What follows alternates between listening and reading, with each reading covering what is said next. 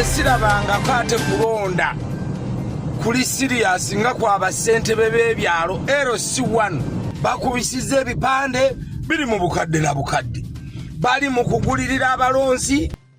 By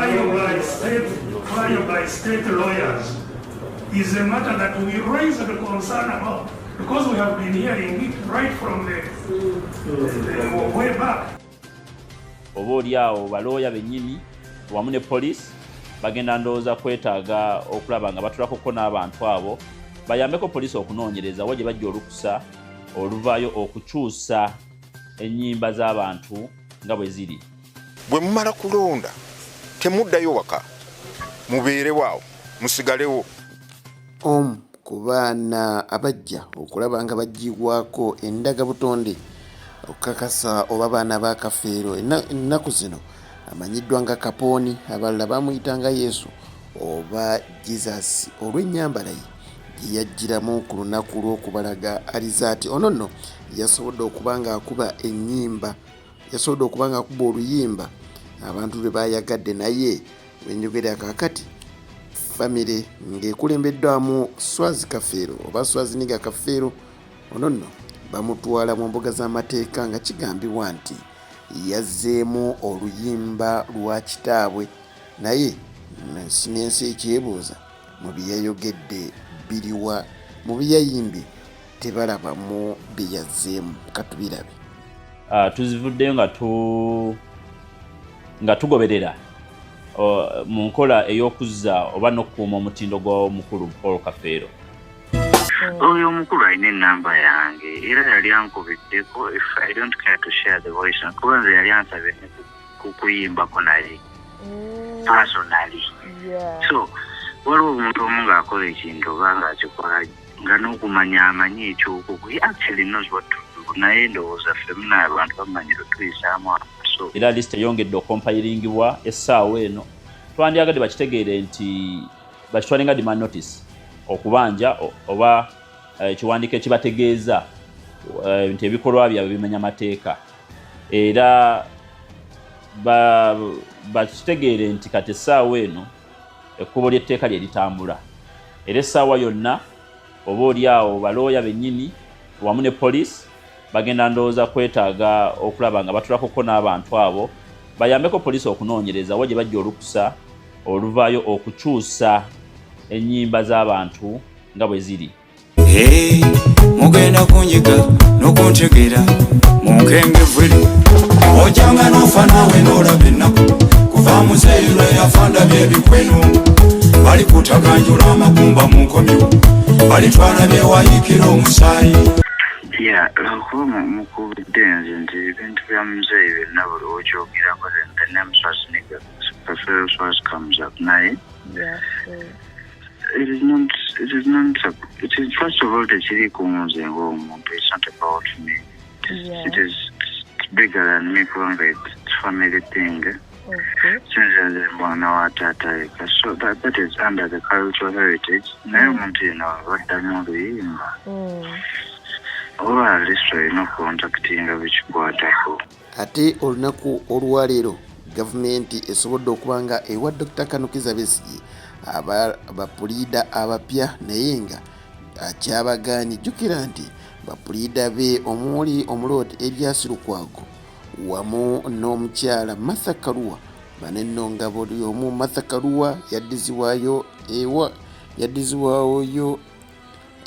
mu ggwanga erya Kenya, ate omuloodi Erias Lukwago ali ku musango gwa butaba na lugambo, era bw'atyo wenjogera kaakati ye akyali mu kkomera.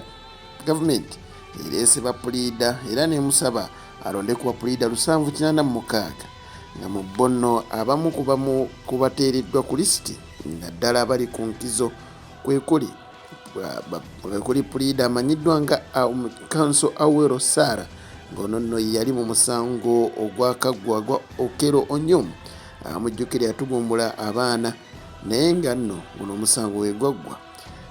Puliida Awero Sarah wamu ne banne tebasobola kuyamba Okero Onyom era yamalizibwa ateereddwa ku gwa Kalabba. Omulala ye Council Serwambala Julius ono nno nga ye yali mu musango gwa Johnson Lubega wamu ne Nasifu Kalyango. Bano nno nga baali ku musango gw'okutta Nagirinya era bano bombiriri baasibiddwa Mayisa era Sirwambala Julius teyasobola kubanga abanunula bano nno ne bamu ku abo abaweereddwa Dr. Kanokiza Besigye okubeera nga bamuwolereza naye Trial by state lawyers is a matter that we raise the concern about because we have been hearing it right from the way back that our lawyers will not be allowed to represent us, and indeed they have been tortured. The torture pictures published to the public and all the other lawyers who, after the pictures that were published of Council Yasser under torture, now he's being taken to India for further surgery. Who will, if we don't resolve the environment surrounding our... Yes, but...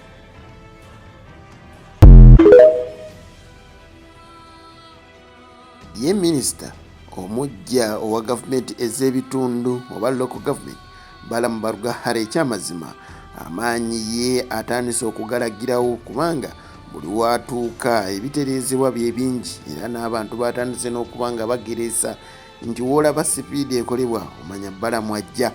Olwaleero nno yasobodde okubeera nga agenda wali Bulamu buli district ku health center emanyiddwa nga Bulago Health Center 3 era bw'atyo yagenza okuzuula ng'ekyamazima abaweebwa ssente okuzimba wamu n'okukola ku ddwaliro eryo mwana ttu baziisa ku mumwa.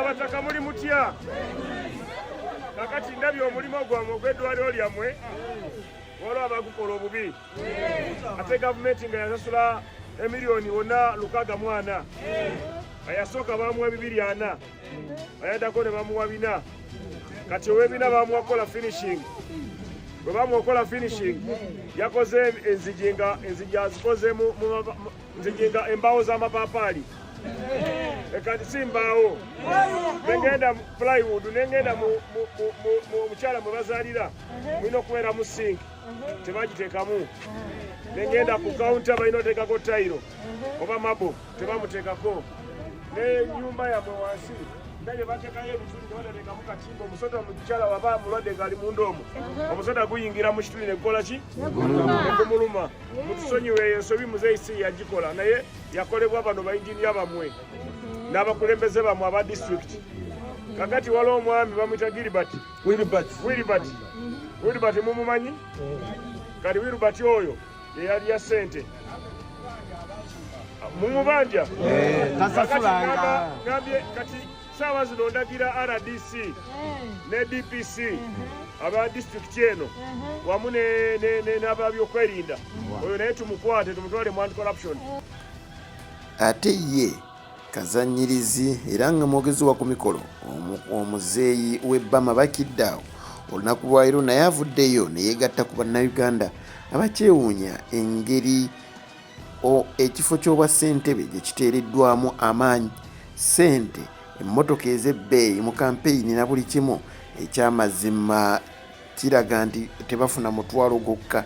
Kino nno abongedde okubuuza nti boogera amazima kiki ekyamaanyi ekiri mu kifo kino ekyawa ssentebe n'abantu batandika okuba nga ate bakyegattako wamu n'okuba nga bakyesimbako. Nze sirabangako ate kulonda kuli sirias nga kwaba ssentebe b'ebyalo LC1 bakubisiza ebipande biri mu bukadde na bukadde bali mu kugulirira abalonzi nju ku nju.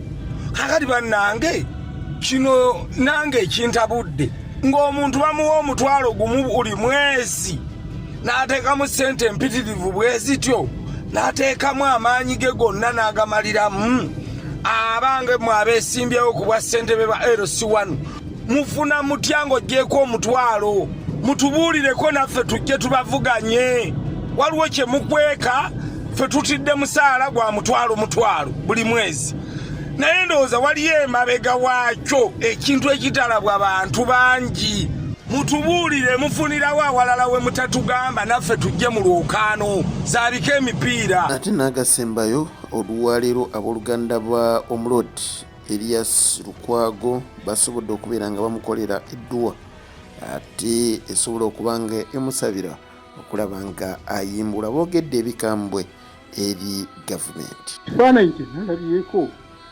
natekakasizza omwa ebigambo byayogera byali bituufu kubanga ebbanga lyamaze mu KCC yaweereza mu Central nga mu MP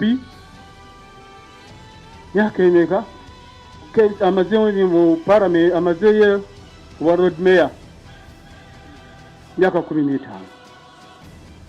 naye kumutuusa ku ddaala eri ddala nga Road Mayor kuwenyumirizaamu talina kalungi kakoze koyinza kugamba nti yakola bwati ne bwati yataasa Sawulyaku yataasa obutale yataasa Wakiseka n'ataasa wonna ddala wonna ku ebyo okumusasula omwali badde bakolera pate okwebaza Road Mayor Elias Lukwago nti akamyuka ako oba embuzi yiyo n'erema wabula kumugjamu ekanzu gy'ayambadde.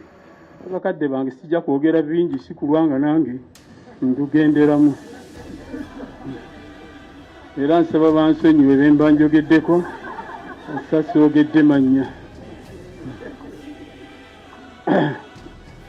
era nsaba nkomaawo mwebale nnyo mwebalire ddala simu.